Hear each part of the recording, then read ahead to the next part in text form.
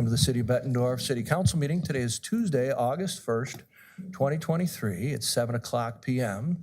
Today, we have a special treat. We have Taylor Weebler with us all the way from Florida, who's going to help us run the meeting and learn a little bit about Last Stop the Ocean, our plastic pollution initiative that we're all going to hear something about from Jennifer Wendt from the MRCTI. So we'll start as we always do. Michelle, would you please call the roll?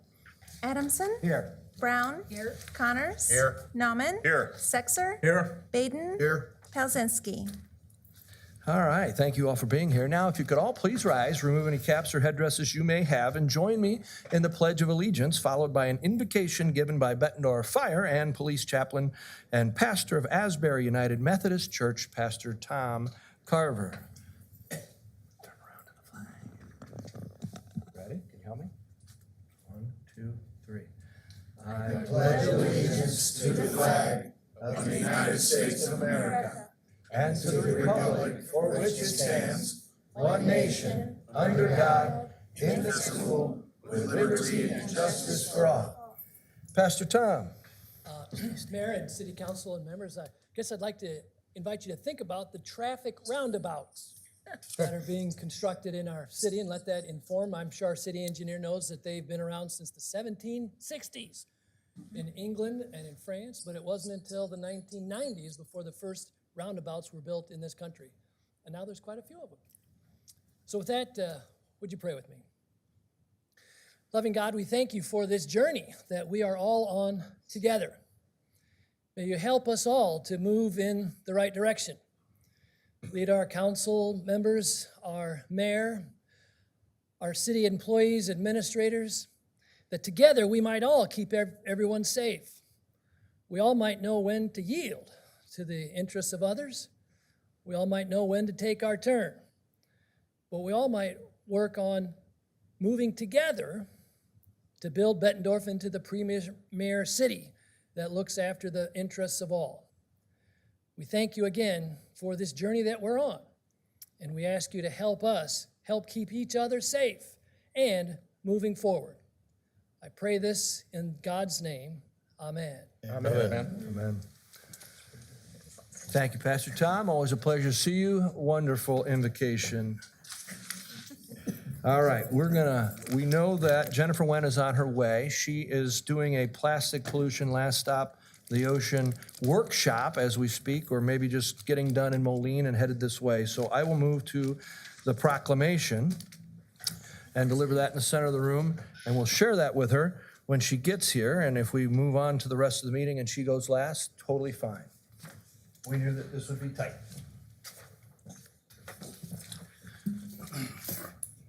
I do have a proclamation from the Office of the Mayor. This was requested by Nicolina Pappas of Nicolina's Turtle Company. And she is very interested in plastic pollution as well. She couldn't join us today, but she also has met with Jennifer Wendt, and I will be meeting with her in the very near future. So this is a proclamation from the Office of the Mayor. Whereas the City of Bettendorf is committed to promoting sustainable practices, reducing plastic waste, and preserving the environment for present and future generations. And whereas single-use plastic straws and cutlery are among the most prevalent sources of plastic pollution, often ending up in landfills, oceans, and harming wildlife and ecosystems. And whereas Nicolina Pappas and the Nicolina's Turtle Company aims to reduce the unnecessary use of single-use plastic straws and cutlery by raising awareness about the environmental impact of single-use plastics and encourages individuals, businesses, and communities to adopt a more sustainable alternative. And whereas Extreme Cleanup, in coordination with the Commission for Environmental Cooperation, the Environmental Protection Agency, and the Mississippi River Cities and Towns Initiative are calling on community members to share their thoughts and feedback on taking action to reduce litter in the Quad Cities.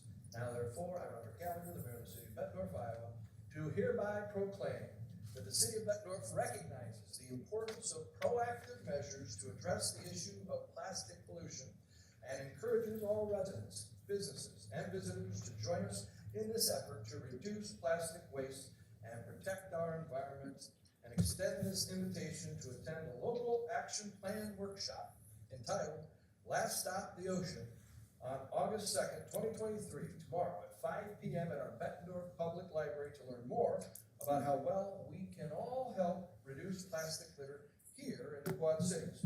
By collectively embracing sustainable practices, we can create a cleaner and greener community for us all. Here, here. So if you can attend tomorrow at 5 o'clock, I'll be at the workshop, and this is a workshop that's been all over the Quad Cities. There have been 6 of them when Moline spent the night.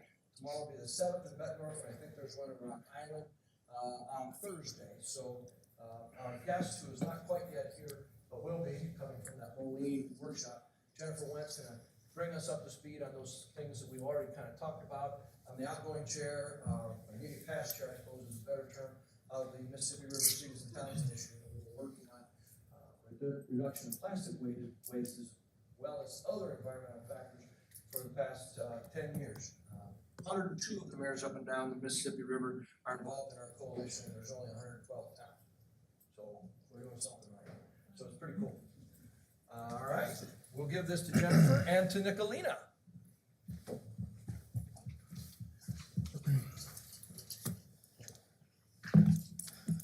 All right, let's move on with our agenda, and we'll have Jennifer present. I don't see Jennifer. Angie, you hear anything? Nope, okay. We'll move to public requests of council. If there's anybody here who wishes to be heard on an item not already on tonight's agenda for a public hearing, you may be heard by approaching the podium at the back. Please state your name and your address. We'd like to hear from you. Anybody here for public requests of council? Okay, let's close public requests of council and move to an ordinance on first reading. Councilmember Nauman, please. Thank you, Your Honor. I do have the first reading of an ordinance amending Bettendorf City Code Section 6-1-131 entitled No Parking Zone, enumerated by modifying a no parking zone on 39th Street. I move approval of the ordinance at this first reading. Second. Any discussion here on a stop sign on 39? All right, hearing none. Michelle, would you please call the roll? Adamson. Aye. Brown. Aye. Connors. Aye. Nauman. Aye. Sexer. Aye. Baden. Aye. We have unanimously passed the first reading. There will be 2 more readings of that ordinance as we move to another ordinance. This is for second reading. Councilmember Brown, please. Thank you, Your Honor. I have the second reading of an ordinance amending Title 11, Chapter 4, Section 5, Table 11-4-5A, entitled Agricultural, Residential, Civic, and Office Permitted Use Table. I move approval of this ordinance at its second reading. Second. Any discussion here on our second reading? All right, Michelle, would you please call the roll? Adamson. Aye. Brown. Aye. Connors. Aye. Nauman. Aye. Sexer. Aye. Baden. Aye. The next item was removed from our consent agenda at consent E and moved to regular agenda at item 9. Mr. Connors, can you help us with this one, please? Thank you, Your Honor. Have a resolution approving a site development plan for property located adjacent to 204 36th Street. I move approval of the resolution. Second. Any discussion here? We heard a presentation from Mr. Hunt this evening. All understand what's going on. I see that. Okay. Michelle, would you please call the roll? Adamson. Aye. Brown. Aye. Connors. Aye. Nauman. Recuse. Sexer. Aye. Baden. Aye. That item also unanimously passes. Can I entertain a motion? Well, let me do this. Before we entertain a motion on our consent agenda, I'd like to introduce you to Samir Kulkarni, who is joining our Plan and Zone Commission. Samir, thank you so much for stepping up and agreeing to help us on Plan and Zone. Let's give Samir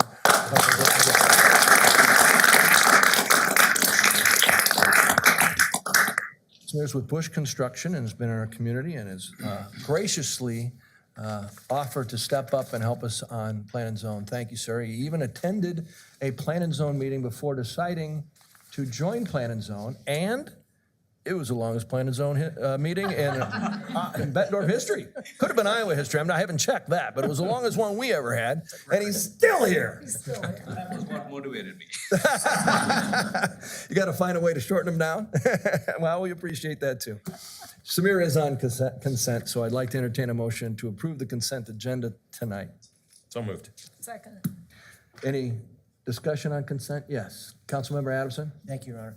Brian, just two quick things. The price on the salt, was that good, bad, in your opinion? Yeah, it's actually, it was less than it was the last 2 years. So, Okay. It's just kind of, the market is driven by obviously supply and demand. Sure. Last year was a pretty light winter, so fortunately, we saw a reduction in our salt price. Okay. Then second question, on the buses on C, how big are those passenger-wise? Currently, we have 23 passenger buses, and we are moving to the 14 passenger buses, similar to the RBT bus, which is a right size, I believe, for our community. Excellent, thank you, sir. Because you know how I love those. Yes, sir. Thank you, Your Honor. Yes, yes. I saw a bus. I knew, it's like a sidewalk. I know who's coming. Any other questions? Yes, speaking of sidewalks, Councilmember Sexer.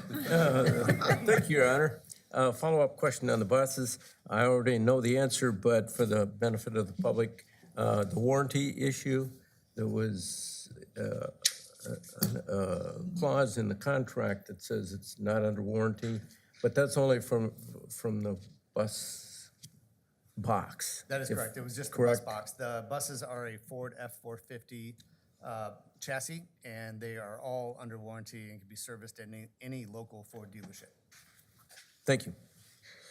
Anything else on consent for the good of the order this evening?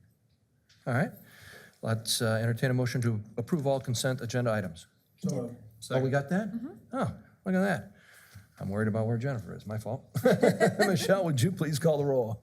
Adamson. Aye. Brown. Aye. Connors. Aye. Nauman. Aye. Sexer. Aye. Baden. Aye. All right, we have unanimously approved each and every item on tonight's consent agenda, and we'll move back up and see what's going on. Yes, There she is. perfect timing. All right, if you can, whoever was helpful with the presentation, let's do that. Angie's on her way up, Your Honor. Jennifer Wentz, come on up. Plastics Pollution Coordinator for the Mississippi River Cities and Towns Initiative. How are you? Good, how are you? Good. How was the workshop? It was good.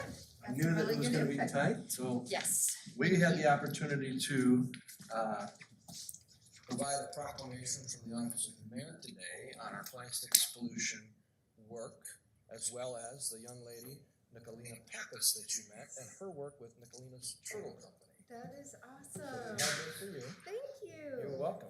Yay. We have your presentation coming up, and you are next Your on the picture? agenda. Amazing, look Good at timing. that. All right, so ladies and gentlemen, this is Jennifer Wentz. She's our plastics pollution coordinator. I think, is that your title?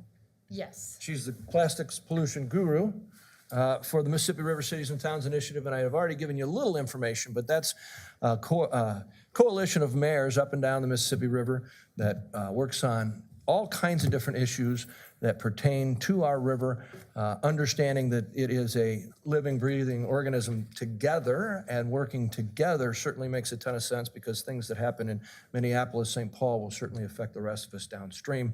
And there's a slide here that she's going to show you our priorities and the things that we do. So with that, Jennifer, you have the floor. Thank you so much for being here. Let me see, how do I do this? Somebody knows better, oh, here it is.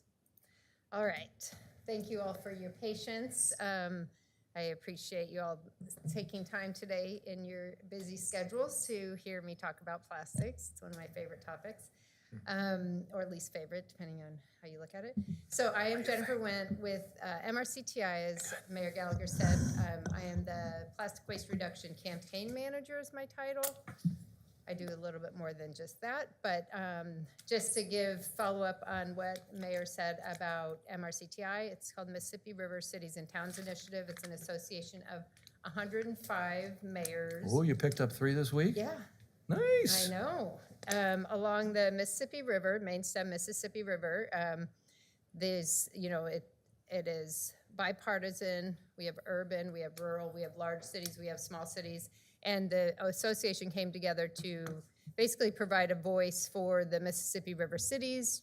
Here in Quad Cities, you have larger cities. We have some cities that are very small, and then we have big ones like Memphis and Minneapolis, St. Paul, St. Louis. But we all are impacted by this river, and it does a lot of great things, providing a lot of drinking water, navigation, moving food to all over the world. So my role is to reduce plastic pollution in the Mississippi River. In 2021,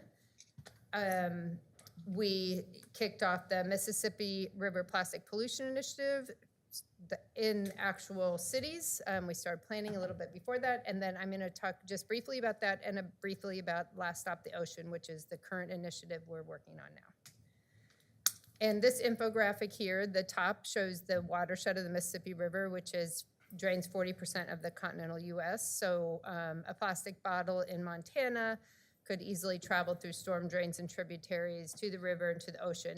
Maybe not as that plastic bottle, maybe as microplastics by it gets down there, but by the time it gets down there, but we don't have those systems in place to stop those from moving through our system. We really need to try to reduce at the source and prevent and capture. Oops, didn't mean to click that. All right, I already said this, but MRCTI, Association of 105 Mayors, we have 5 pillars that we work under: clean water, sustainable economies, disaster resilience and adaptation, international food and water security, and celebration of river culture, history, and heritage. And this program falls under the clean water. In 2018, the mayors along the Mississippi made the commitment to reduce plastic waste in the river. You know, basically what we talked about, the watershed of the Mississippi River, everything flows there. So our cities, once plastic gets there and it starts moving down, when the river ebbs and flows, it either leaves it on our banks in our cities or it just keeps on going to the ocean. So neither one is good. 80% of ocean plastics originate from land-based sources. So we know that it's not just that, you know, the people in the ocean leaving their nets and stuff. That was what I think the first thoughts were, but we know now that it is all of us. This is just a visual showing where you all are and the path where your creeks and streams head toward the Mississippi River and down to the Gulf. And then this slide shows all of the tributaries and all of the streams that travel to the Mississippi River and to the Gulf and to the ocean. So, you know, that one plastic bottle on the ground maybe seems like not that big a deal next to Duck Creek or in Duck Creek, but when you look at all of this, you see that that's a lot. Okay, so to touch on the Mississippi River Plastic Pollution Initiative, we were here in October 2021. We've done this initiative in all of the cities you see here. We count you all as one big city in the Quad Cities, but and basically when the mayors made that commitment to reduce plastic waste, we didn't know what was actually there. We didn't have a baseline. So we joined forces with the United Nations Environment Program, University of Georgia, and National Geographic as a supporter to come up with, to try to create a baseline of plastic pollution using the Marine Debris Tracker, the app. Some of you may have seen it and heard about it, but it basically looks like this, what somebody's holding here in their hand. It's just an easy app that you can collect data on the plastics and litter that you are collecting along your road. And then you can look at your data, you can share the data, you can it's all open source, and it has provided us with a lot of great information. So you can see this is when we did the launch here in Bettendorf. We had great support and collected, I think, 6,000 items on that round of data collection.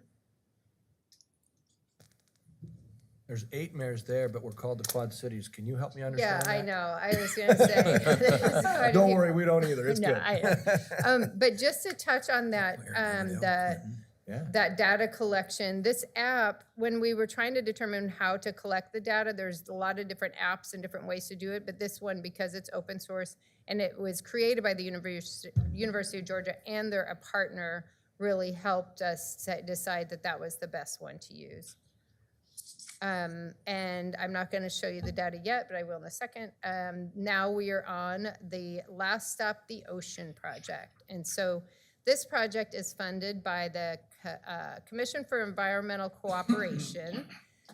It is the environmental side of the US-Mexico-Canada trade agreement that used to be NAFTA, whatever, they're an environmental group, and they had this project to put capture devices in 3 areas, one in Canada, one in the US, and one in Mexico, and then follow it with workshops and an awareness campaign. So the capture devices were installed in Davenport, and then we did, and that was July through October 2022, and data was collected from them. And then we did community science data collection throughout the Quad Cities, and data was collected from that. And then we are now on the phase of local action workshops and awareness programs. And just to back up on the selection, so the Quad Cities was selected because,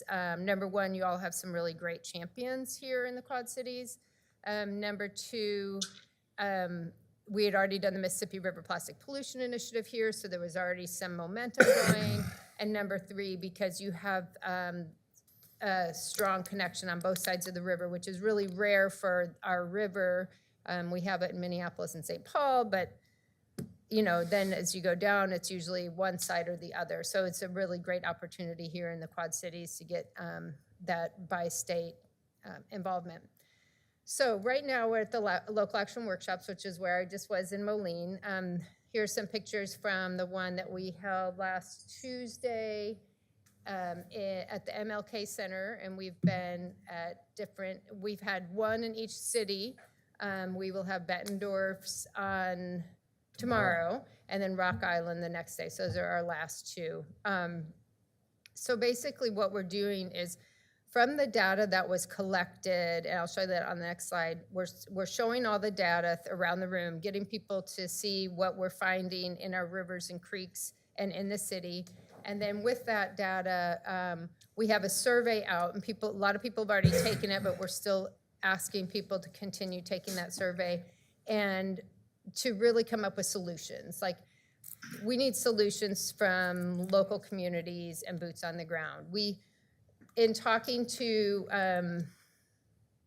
like the EPA and the State Department and even the United Nations Environment Program, I'm not saying anything bad about them, but they don't know what is on the ground, especially in the middle of the country. That is something really lacking in the knowledge base at the level that they are making these decisions. So this is something we're really trying to push, is getting local engagement and input on what actually needs to happen, because you all are the ones that know. So you can see here there's some examples of some awareness campaign materials, and we're getting input on that as well. And then the CEC has some funds to run that through media and really get some of those posters up and out, the ones that people really like to see, that they feel could really make an impact. Okay, so data. So the data in the Quad Cities, so the capture devices were in Davenport, but you can see in the upper left is that's the data that was collected when we did the Mississippi River Plastic Pollution Initiative in 2021. Cigarette butts, food wrappers, interesting. From the Tracker app. That's from the Marine Debris Tracker, yes. So I cut off where it said the amount of data, but I'm pretty sure there were like 6,000 items collected, cigarette butts, food wrappers. In this case, beverage bottles fell down the list. Typically, our top 3 are always cigarette butts, food wrappers, and plastic beverage bottles. So that was really interesting here in the Quad Cities. We were really excited about that, but then when they did the capture devices and when we did another data collection with community science, they rose back up. So they're back up near the top, although plastic bags has risen up there as well. So, and then Steve Gustafson, Oh, we know Steve. resident here, he took it upon himself to do Duck Creek capture or data collection using the tracker, and found that the plastic beverage bottle wrapper, plastic wrappers, styrofoam, plastic bags, and then other miscellaneous plastics were the top. So I mean, the one thing is when you're looking in the creek, you're gonna definitely find floatables and not things that are going to sink. So that styrofoam really picks up there, but then gives you an idea of how easily it can travel. So with this data, we're trying to say, okay, when we know what we're finding and can kind of figure out where they originated, what do we need to do? So what are our next steps? So what we're doing now is with these workshops, we're compiling the information, getting the information from the survey, really getting that local input. And I want to make sure that y'all know that when we do these workshops, we really try to focus on realistic actions, because I mean, a lot of us have, well, I know for me, I have these, oh yeah, pie in the sky ideas that would really be great, but they're not feasible. So it's, so we're gonna pull that together, determine some low hanging fruit, because there's always some in there that can be, I mean, education campaigns are always the low hanging fruit where you can roll those through schools, and that's one of the things we'd like to do. And then determine what would be the most impactful actions. And then with that, we want to meet with stakeholders, the mayors, the chamber, and whoever else you all think would be like really the top decision makers on this, and then come up with finalize a common sense local action plan, and see what funding opportunities there are out there. Currently, well, I'll talk about that here. Currently, just as an example, in all of these areas, we started with community science. And so, except Minneapolis, we actually did that in St. Paul. But collecting data on the ground, seeing what's there, getting the community involved in that, and then taking that to action. So so each of these cities, we have something happening right now to prevent plastic pollution, some project. The one in Quad Cities, of course, is the Last Stop the Ocean. In St. Louis and Baton Rouge and Memphis, there's an EPA, Gulf of Mexico EPA grant that they awarded people up the river this time instead of just on the coast, knowing that how much comes from the Mississippi River to the Gulf. And those are specifically focused on source reduction. How do we, getting funds to businesses and community groups to implement actions, boots on the ground actions that can really make an impact right now. Not some, pie in the sky thing, really what can we do? So the restaurants are getting stipends to replace their styrofoam with sustainable materials to get that ball rolling. We have some groups doing litter abatement projects, more the prevention side. So there's different things that can be done, and that's through us getting funding and getting it to communities that don't typically get those resources.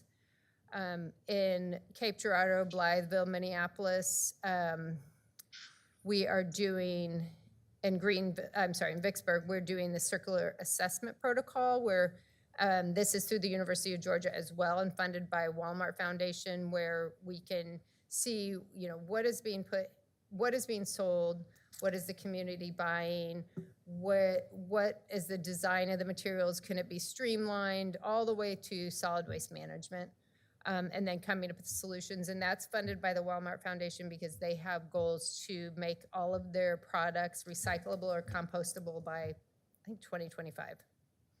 But they're working on it. And then in Greenville, they don't have a recycling program, so we're working with Replenish, who is funded by manufacturers, to implement a drop-off recycling program that then can be supported by manufacturers of the materials who want these materials back to increase their recycled content. So we're really trying to get a blend of, it's really important to get a blend of responsibility and resources from various places. And we really are pushing the fact that the cities, the municipalities bear the brunt of what actions have to be taken. So when, Coca-Cola, Pepsi sell a lot of materials, they make a lot of money. So we're not pointing fingers, but we'd like to say, okay, well, how can you help? How can we work together? Our cities need money and resources to implement actions to make some changes. And we started the conversation with those folks about replacing some of the items that we find. Yes, The McDonald's exactly. straw and the plastic bottles, those are interesting first meetings, but I've been in a few of them. Yes, and that leads us to this one, which you were on this panel. So this is local actions lead to global implications. And so Mayor Gallagher and Mayor Logan and Mayor Simmons, Mayor Logan from Blytheville, Arkansas, and Mayor Simmons from Greenville, Mississippi, went to speak at the City Summit of the Americas, and this is the North America, Central, and South America Summit, specifically about the actions that we are taking to reduce plastic pollution. And then you see some of these articles around here are just, you know, you're seeing it more and more, that it's an issue, and we have to do something about it. So there's money being, you know, there's government funding, but then there's also a lot of private funding available to implement actions. So what, it's interesting too, because this Association of Mayors is, I didn't realize it, it's not common to have a river system of mayors coming together and supporting one, I mean, in this case, plastic pollution reduction as a whole and as a group. It's a very impactful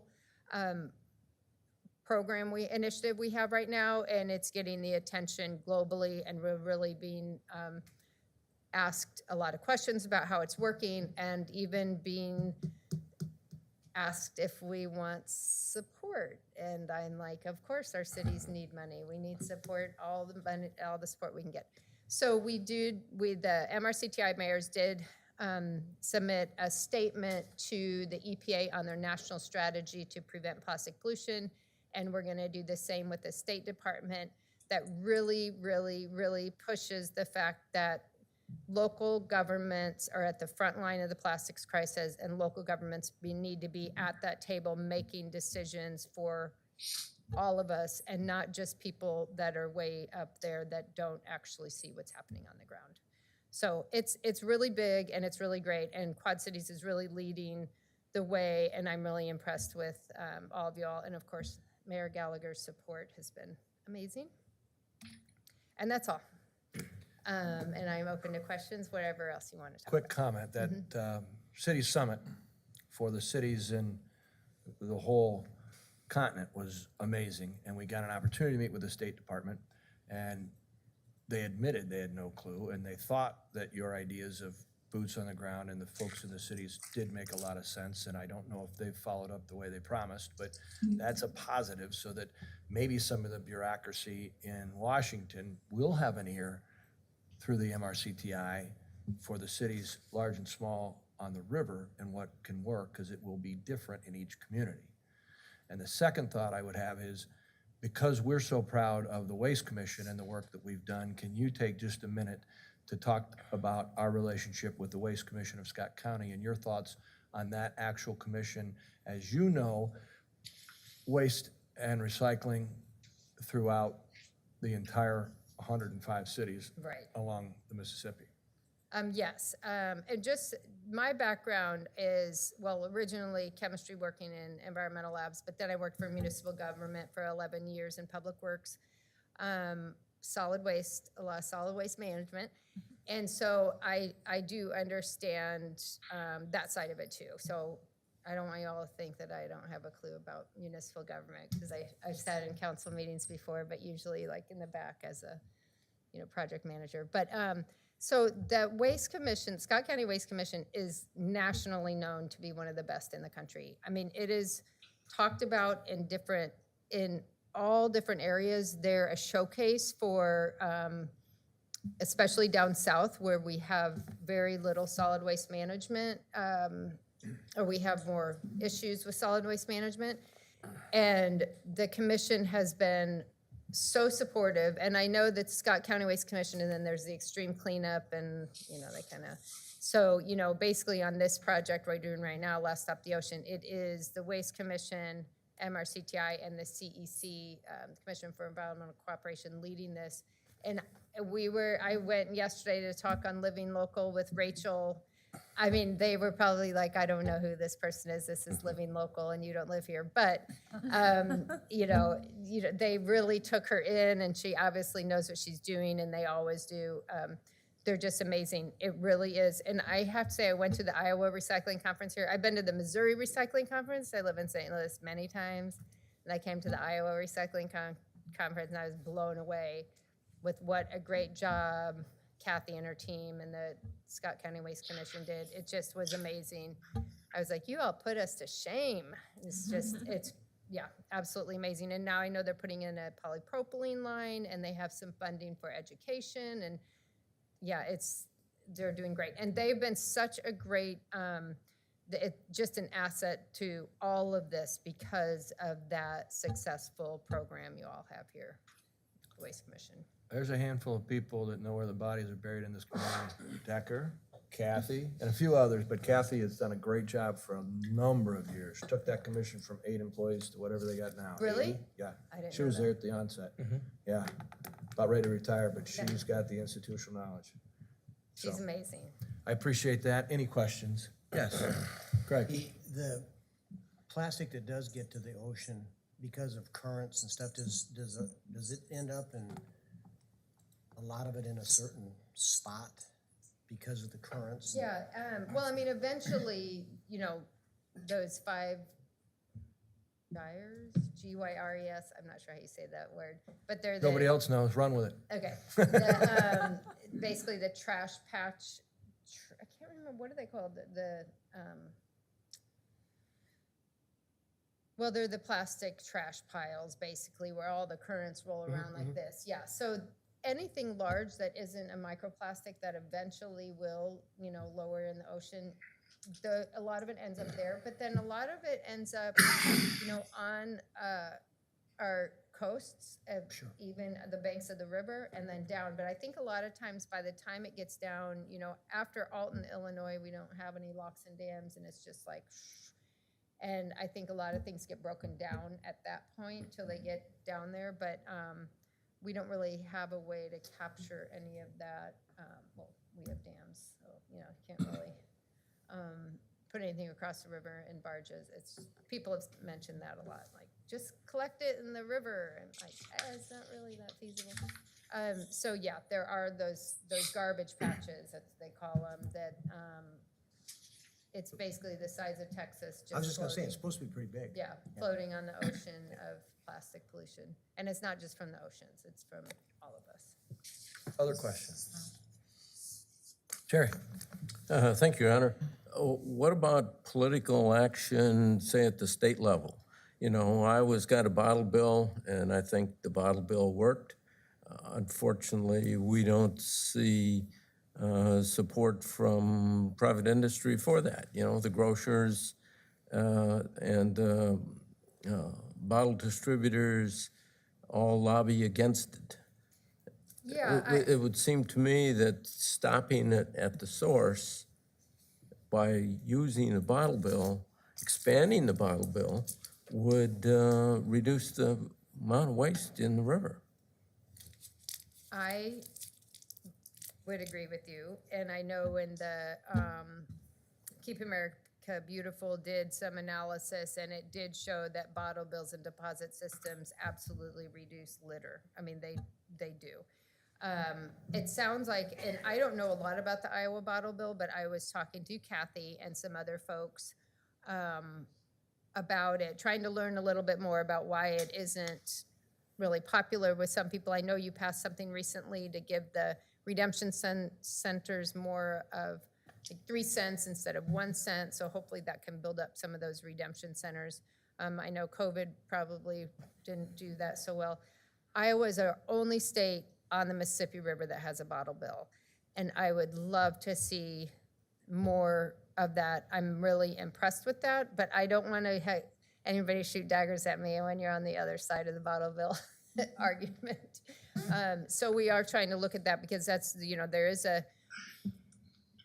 we want to work with, I'm really focused on the boots on the ground, but then we go and talk to more of the legislators about these things. And, what I've found, for example, in the state of Tennessee, they tried to pass a bottle bill. The beverage companies give the Department of Transportation a lot of money for litter abatement. They said they would stop that if they passed a bottle bill. And so the DOT funnels that money down to the nonprofits. So then the nonprofits didn't want the bottle bill because their funding would be cut off. So it's like such a strangely political thing where the players aren't, you know, you don't even know. So I would like to learn a little bit more about how it works here and how to beef up that system, because there is, you know, there's a lot of different grant funding coming out and on plastic pollution, and the bottle bill is a huge topic. Yeah, absolutely. I'm glad you brought that up. Any other questions for Jennifer?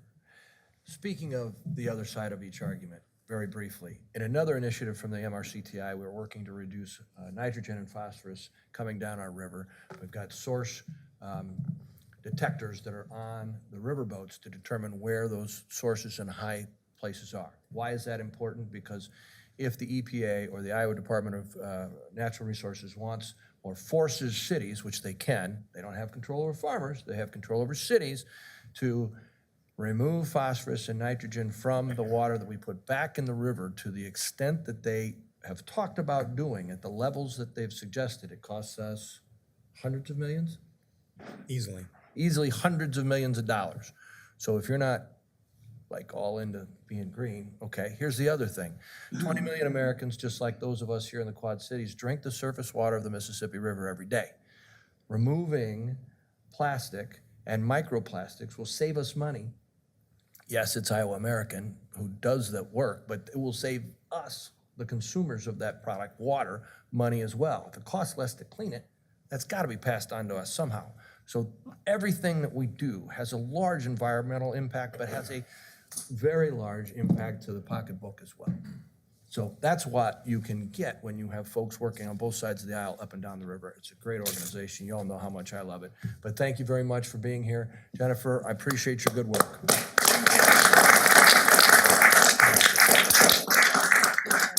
All right. At this time, I'd like to entertain a motion to adjourn. So moved. Second. All right, we stand adjourned. Thank you all for being here. Thanks for indulging me in a little MRCTI talk. Thank you, Jennifer. Angie, can you do a picture with the mayor and Jennifer Oh, yeah. with the proclamation?